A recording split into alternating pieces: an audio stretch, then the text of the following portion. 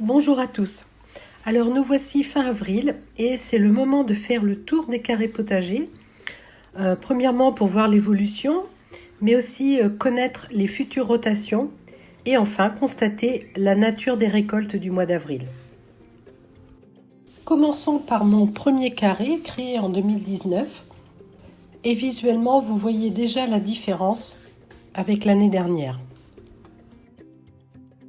Petit point de mes rotations de culture parce que on arrive à la jonction avec le mois de mai où les cultures de soleil vont prendre la place.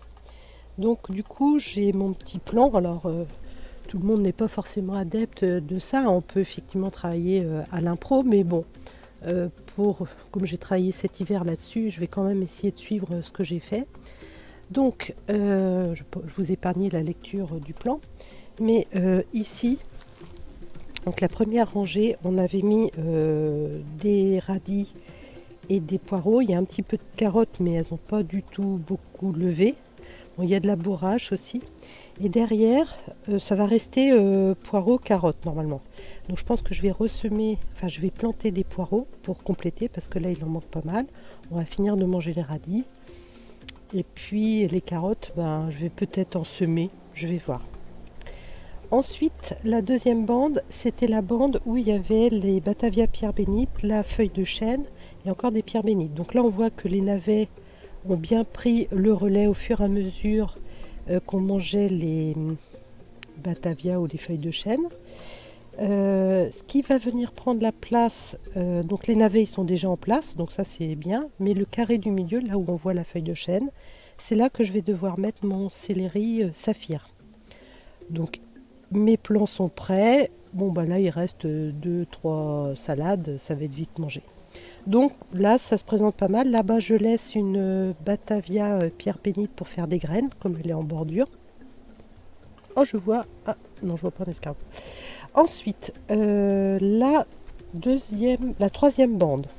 Alors, on voit qu'elles sont délimitées par mes petits œillets là. Enfin, moi je le vois, vous ne voyez pas très bien. Donc là on a mis des épinards dans le premier carré et les deux autres carrés en fait ils sont libres. On s'en rend un petit peu compte, ils sont colonisés un petit peu par les capucines, donc il est possible que j'en arrache quelques-unes. Et là ici c'est les haricots coco de Paimpol, donc ça je vais pouvoir déjà les mettre puisqu'en fait la place est libre. Il va sûrement falloir que je travaille le sol, mais mes cocos de Paimpol il faut les planter en pleine terre, enfin les semer en pleine terre. Donc comme je vais échelonner, je vais attendre que les épinards soient grands pour mettre mes haricots et là je vais pouvoir commencer à mettre des haricots. Ensuite ici on avait des radis, donc on voit qu'il en reste quelques-uns. Il y a des salades qui ont poussé spontanément là-bas, je les ai laissées, elles ne se sont pas fait manger par les limaces. Donc ici à la place des radis, c'est des laitues qui sont prévues, donc la laitue divina, et ça tombe bien, j'en ai plein, donc c'est ici que je vais pouvoir les mettre, et je devrais déjà en mettre parce que je vois qu'il y a de la place, ce serait intelligent. Ensuite, ici, on a à l'abri des... Attendez, j'ai mon fil qui est coincé dans la pierre. Alors là, on a les... C'était quoi déjà ? C'était des apia, beaucoup d'apia et puis à nouveau de la pierre bénite. Donc ça va être remplacé par normalement des tomates, mais je vais peut-être ne mettre qu'un seul pied de tomate parce que je vais garder des carrés de libre pour les saisons suivantes. Donc là ça tombe bien, elles sont encore belles les salades, on va attendre. Et puis les petits pois, ils vont rester encore sur le mois de mai, donc il n'y a pas d'urgence particulière. Donc, on voit que la jonction va se faire, mais il faut quand même être attentif. Donc voilà, et puis j'ai coupé un petit peu de la bourrache parce qu'elle prenait vraiment trop de place. Donc voilà le point sur le carré A. Le second carré a été créé en octobre 2019 et donc c'est sa première saison. Le point sur le carré B. Donc sur ce carré, sur la première rangée, on était parti sur donc des laitues, oignons, carottes et des laitues. Donc au mois de mai, donc mi-mai, ce qui va venir prendre la place des laitues, c'est les courgettes. Donc ici je vais mettre les courgettes, donc on passe de légumes feuilles à légumes fruits, donc c'est bien. Les carottes, il va falloir qu'elles tirent leur épingle du jeu au milieu des grandes feuilles de courgettes. Les oignons aussi, voilà. Donc ça, je pense que ça va aller, mais il ne faut pas qu'on baisse le rythme de manger des salades, hein, parce que ça va venir vite, mi-mai. Ensuite, ici, on avait donc les épinards et la pommée Saint-Antoine. Donc la pommée Saint-Antoine n'est pas encore restée un petit peu. Et derrière les épinards, qui sont les épinards Matador, normalement c'est de la batavia, donc là c'est de la salade qui va venir prendre la place, donc là ça va être assez simple. Ensuite, ici on avait encore de la salade, donc là on voit que c'est les haricots verts qui commencent déjà à prendre la place, tout du moins à se préparer à prendre la place. Donc les deux carrés ici et là-bas étaient restés libres. Là-bas on voit que j'ai commencé à semer mes haricots Montebello. Et donc, si je regarde mon plan, là, les laitues vont rester sur le mois de mai. Et puis, la seule chose qui va se passer au mois de mai, c'est le carré qui est ici, là, au milieu, qui est avec de l'apia. Eh bien, c'est lui qui va être, une fois qu'il sera mangé, remplacé par les haricots verts. Voilà. Ensuite, ici, on était sur une bande de radis qui ont été semés à 15 jours d'intervalle.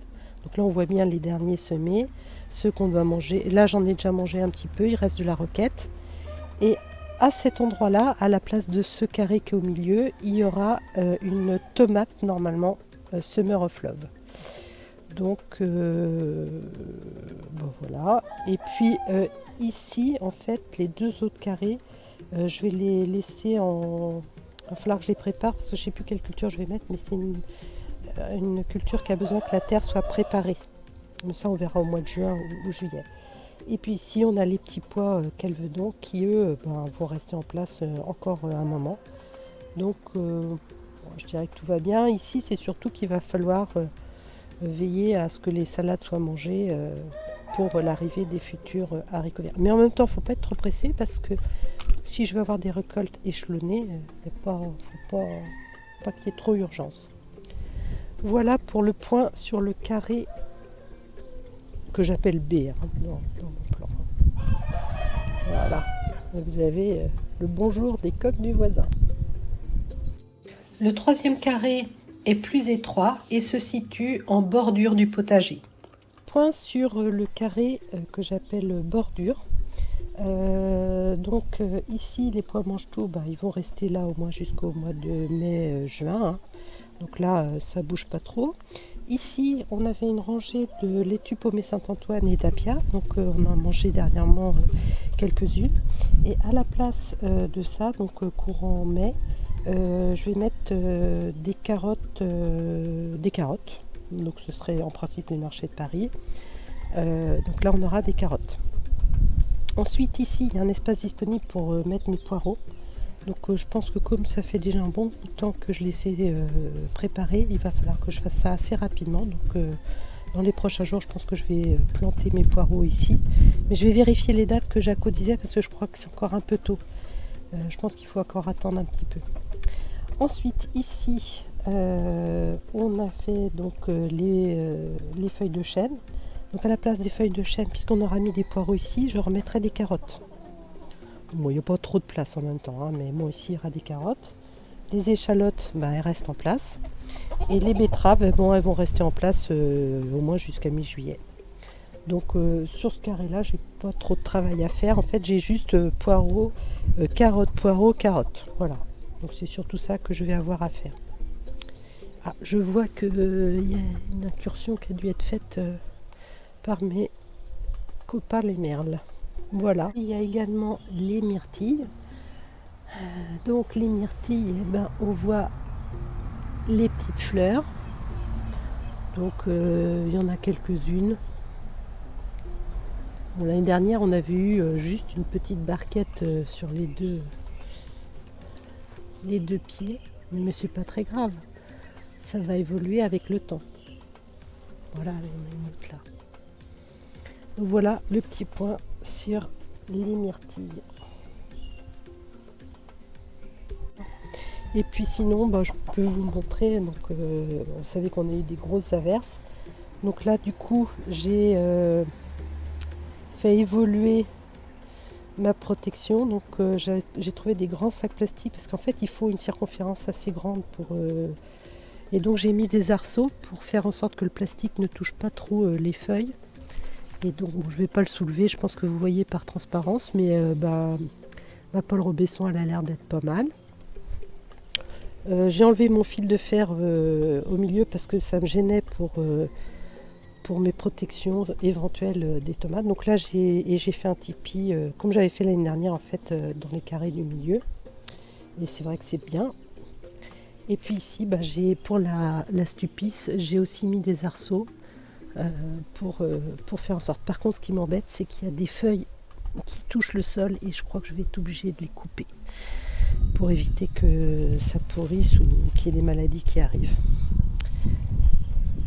Voilà, donc je fais cette vidéo pendant qu'on a une petite éclaircie avant la prochaine grosse averse. Sur avril, les récoltes ont permis d'avoir de la salade tous les jours et des radis environ une fois la semaine. Cette visite des carrés potagers est terminée pour fin avril et demain je vous proposerai la visite de la serre et des parcelles annexes. Bonne fin de journée à tous!